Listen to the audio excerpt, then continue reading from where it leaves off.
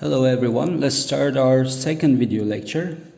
In the previous video lecture we have considered the pumping lemma, which we will use to show that a given language is not regular. We will be able to do this for certain languages, not for all languages that are not regular. We will be able to use this pumping lemma.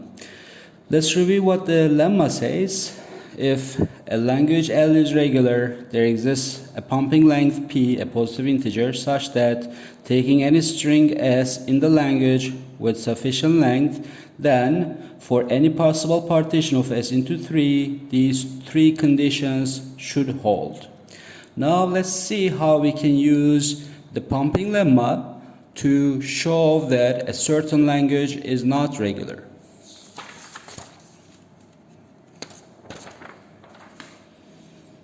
How to use pumping lemma.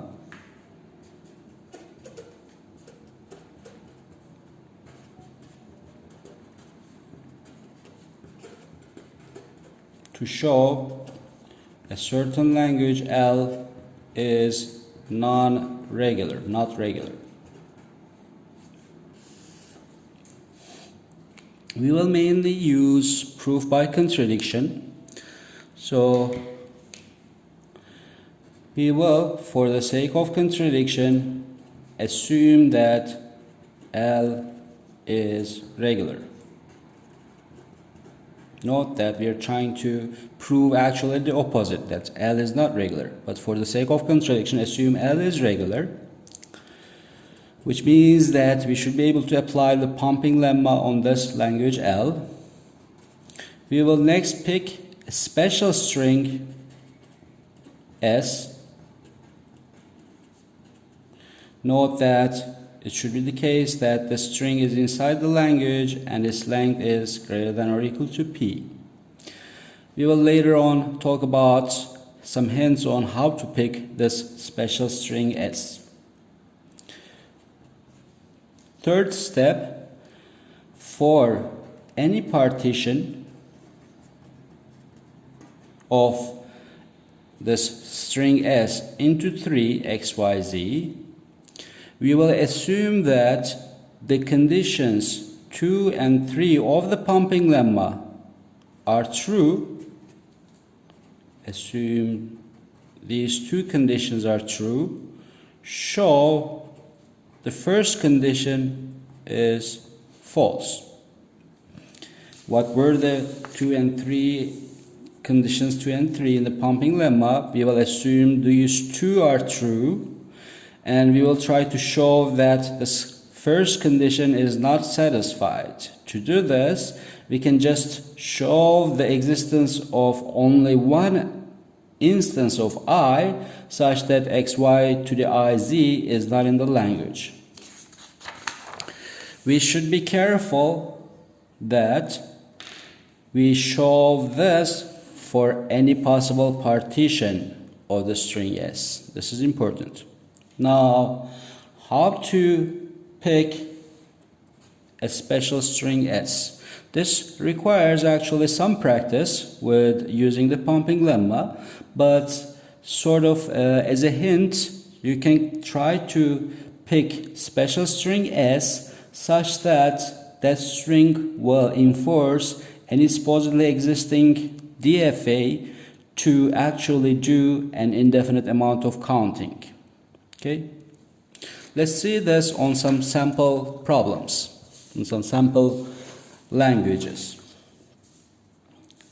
Let's consider actually the language we have seen earlier in the previous video lecture, the language L1, where we are given a string of zeros and ones, and number of zeros in the string should be equal to the number of ones in the string. We will show that using pumping lemma, this language is not regular. W in 0, 1 star such that number of zeros in W is equal to number of ones in W. Okay, so we will start by for the sake of contradiction, assuming that language L is regular. Next, we will pick a special string S. In this case, we will pick our special string S to be 0 to the P, that is P many repetitions of the symbol 0, followed by 1 to the P. Let's see if picking this S is allowed. For this we had two conditions. S had to be in the language. Well, S is in the language since number of zeros in S is the same as the number of ones in W, in the string S. And second condition, length of S should be greater than or equal to P. Well, length of S is actually 2P, thus this condition is also satisfied. So this is a string S that we can pick. Now, remember, for any partition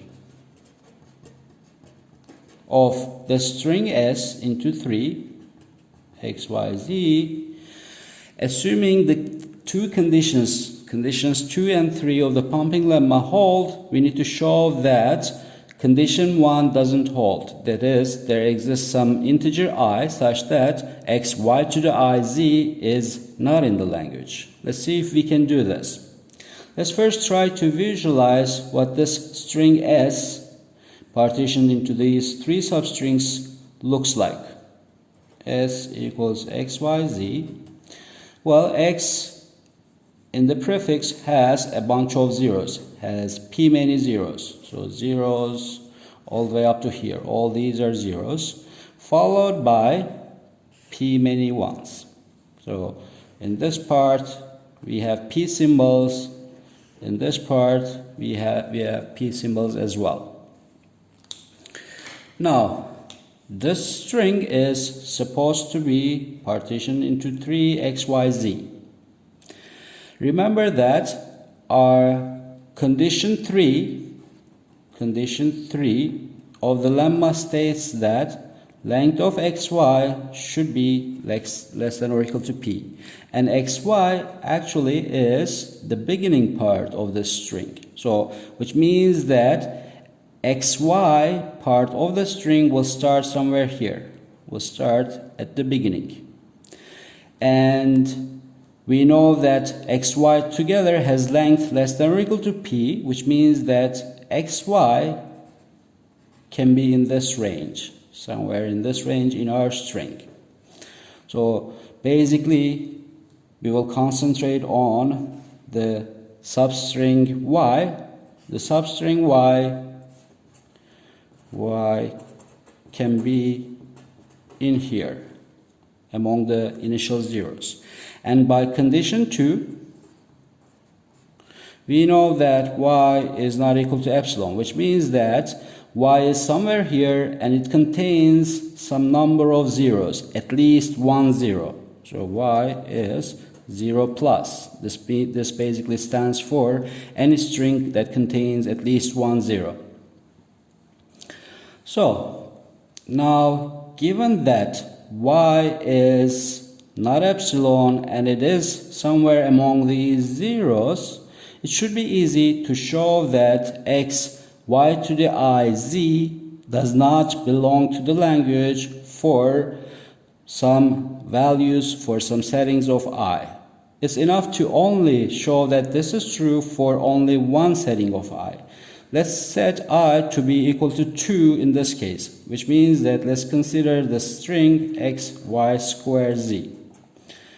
Basically x, y repeated twice, followed by z. Let's try to visualize this new string. What does it look like? Well, y, the part of the string before y will be the same. It will be somewhere here. Y consists of some number of zeros. It will be somewhere here. And we will repeat it once more in here. And the remaining part doesn't change because we haven't modified anything in this part. Let's now consider the number of zeros in this new string versus the number of ones. The number of zeros in this string must be greater than p.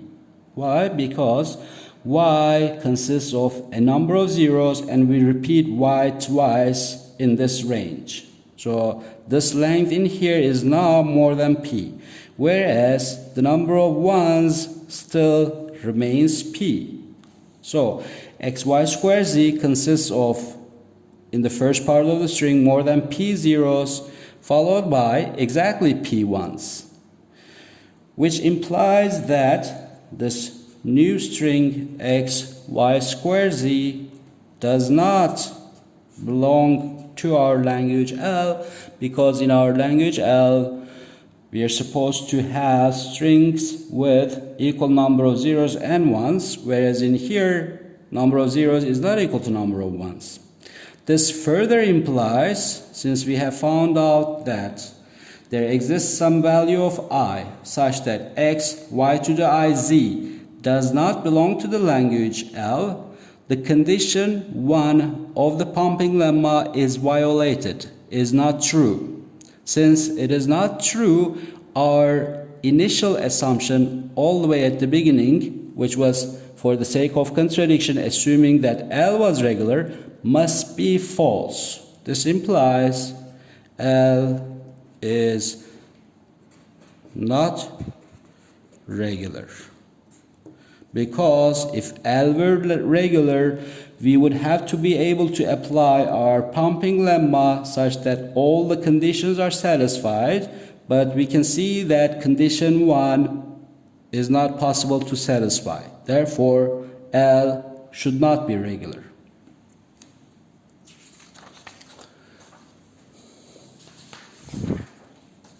Let us consider yet another example. Let's say that our language only consists of zeros, of strings of the following format: 0 to the 2 to the p, 2 to the n, where n is greater than or equal to 0. So basically our language consists of strings consisting only of zeros, but the length of the string should be a power of 2. So just a single zero will be in our language. 2 zeros, 0 0 is in the language. 4 zeros is in the language. 8 zeros is in the language, and so on. We will show that it's not possible to design a finite automata or to come up with a regular expression that will recognize such a language L. We can use our hint. We should be able to see that recognizing such strings again requires us to do some indefinite amount of counting, because we somehow are enforced to count and see whether the number of zeros is a power of 2 or not. Okay? We will formally show that this language L is not regular, again, using the pumping lemma. So let's start by, for the sake of contradiction, we will assume that this language L is regular. Next, we need to pick a special string S. In this case, we pick our special string S to be 0 to the 2 to the p. Let's see if our conditions for the string S are satisfied. String S is inside the language because it contains number of zeros being equal to a power of 2, and its length is greater than or equal to p. Length of S is greater than or equal to pumping length. So we can use this string S in our proof. Now, we should be able to show that for any partition of the string S into 3 substrings x, y, z, such that the two conditions 2 and 3 of the pumping lemma hold, show that the first condition 1 of the pumping lemma doesn't hold. So assume condition 2 says length of y is greater than 0, and condition 3 says length of xy together is less than or equal to p. Assume these two are true. Show there exists I for some I, x, y to the I, z is not in our language L. Let's again try to visualize the string S partitioned into these three substrings. S equals x, y, z. Well, it'll simply consist of a bunch of zeros. But we know that the number of zeros in here is 2 to the p. Since p is much smaller than 2 to the p, p will be somewhere here. Okay? This is p. This is the whole length, 2 to the p. Now again, let's try to concentrate on our middle string y. Where can this middle string y be in this whole string? Well, by condition 3, we know that length of xy together should be less than or equal to p. And xy is at the beginning of our string s, which means that xy together should be somewhere here. X starting at the beginning, xy together belongs to this range, which implies that y is somewhere here.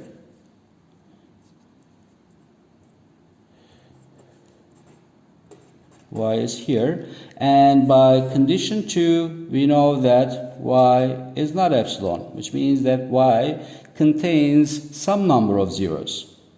Okay, but how many zeros can it contain? So we know that length of y is greater than 0 due to second condition being true, and length of y should also be less than or equal to p, because length of x and y together is less than or equal to p. Okay, now we will try to use this fact. Now let's consider, for the special setting of I being equal to 2, let's consider the following case. So x, y squared, z. What will it look like? It'll also look like consist of a bunch of zeros, but what will its length be? Length of x, y squared, z will definitely be greater than 2 to the p. Why? Because the original length of xyz is 2 to the p, and since y consists definitely of some number of zeros, okay, xy squared z's length should be greater than the length of the original string xyz. It should be greater than 2 to the p. But also we know that length of xyz is less than or equal to 2 to the p plus p, because compared to the original xyz, we have repeated y only once more. Original string length was 2 to the p. Repeating y once more can give us at most a length of p, since length of y is less than or equal to p. Okay? Now, it's easy to see that this length, 2 to the p plus p, is less than 2 to the p plus 1. Why? Because for p greater than 0, we definitely know that p is less than 2 to the p. Okay?